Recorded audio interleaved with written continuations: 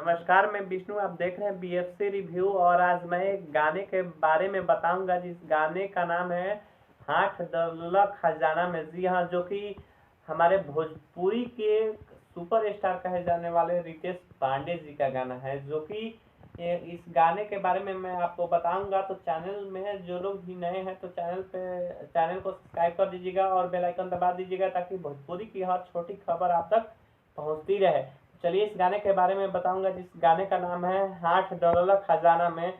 तो मैं बता दूं कि ये स्टार म्यूजिक भोजपुरी चैनल से ये गाना आ रहा है और इस गाने को लिखे हैं मंजीमित जी ने और म्यूजिक से सजाया है विशाल भारद्वाज।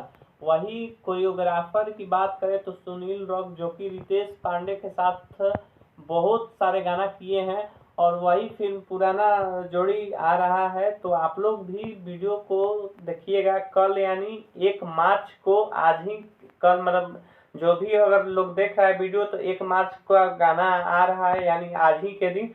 तो आप लोग जाइए, गाना आ गया होगा तो गाना को सुनिए और अपना ढेर सारा प्यार दुला दीजिए।